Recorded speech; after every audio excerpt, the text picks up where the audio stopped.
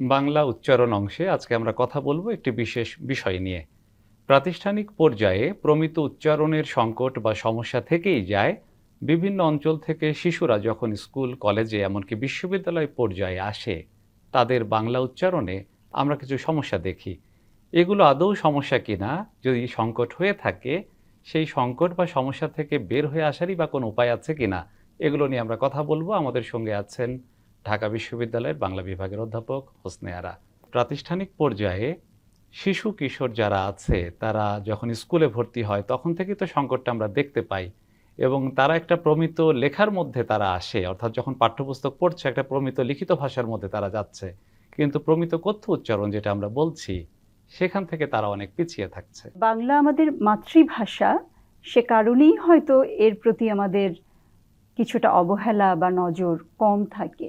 যে কোনো ভাষার আসলে দক্ষতার 4টি স্তর থাকে: পড়া, লেখা, বলা এবং শোনা।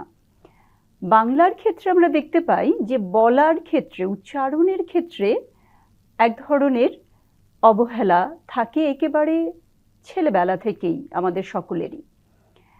এবং আমাদের পরীক্ষা পদ্ধতির মধ্যেও কিন্তু উচ্চারণ বা বলা অংশে যেহেতু কোনো নম্বর থাকে না, সে কারণে শিক্ষার্থীরা পড়া এবং লেখার প্রতি যতটা গুরুত্ব দেয়, বলার প্রতি কোনো গুরুত্বই পায় না।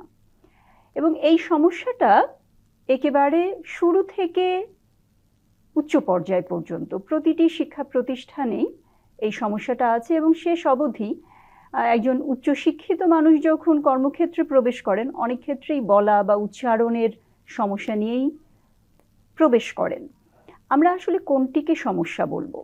আঞ্চলিক উচ্চারণ কিন্তু সমস্যা নয়, কিন্তু আপনি যখন একটি পর্যায়ে, কোনো জায়গায় সমগ্র দেশকে প্রতিনিধিত্ব করছেন, কোনো অঞ্চলকে নয়, তখন কিন্তু আপনাকে একটা প্রমিত উচ্চারণ কথা বলতে হবে। এবং এই প্রমিত উচ্চারণের ব্যাপারটা খুব কঠিন কিন্তু নয়। এটি শুরু করা যেতে পারে একেবারে প্রাথমিক প্রতিষ্ঠান থেকে। আমরা যখন শিশুকে বর্ণ পরিচয় শেখাই, আমাদের প্রত্যেকটা বর্ণের কিন্তু একটা ধ্বনি থাকে। ধ্বনির জায়গাটা যদি আমরা গুরুত্ব দিই এবং সেই ধ্বনিটা যদি ঠিকভাবে শিশু শেখে, তাহলে ভবিষ্যতে আসলে কখনোই তার উচ্চারণে সমস্যা হবার কথা নয়। যেমন গকে যদি গ হিসেবেই জানে, উচ্চারণ করতে পারে, তাহলে প্রমিত উচ্চারণ তার জন্য সহজ হয়। একটু আমরা যখন মাধ্যমিক পর্যায়ে আসি, তখন কিন্তু আমাদের পঠন পাঠনের ভেতরে বাংলা ব্যাকরণ একটা বড় অংশ থাকে, এবং সেই ব্যাকরণের মধ্যেও কিন্তু আমরা ধ্বনিতত্ত্ব শিখি, ধ্বনির উচ্চারণ নিয়ে নানান পর্যায়ে শিখি, কিন্তু সেগুলোর প্রয়োগটা কিন্তু আমরা করি না। যেমন আমি উদাহরণ হিসেবে বলি, প, ফ, ব, ভ, এগুলো ওষ্ঠ ধ্বনি বা ওষ্ঠ বর্ণ। এটি যদি পরীক্ষার খাতায় আমরা লিখতে দিই, শতকরা প্রায় 90% শিক্ষার্থী ঠিকভাবে লিখবে। কিন্তু আমরা যখন জিজ্ঞেস করি যে বাংলাদেশের জাতীয় ফুল কোনটি, তখন ফুলে কিন্তু 2 ঠোঁট মেলে না, এটা ওষ্ঠধ্বনি হয় না। তখন তারা উচ্চারণ করবে, শতকরা একেবারে বলা যায় 90% উচ্চারণ করবে ফুল, 2 ঠোঁট একসঙ্গে মিলবে না, ইংরেজি এফ উচ্চারণ করবে।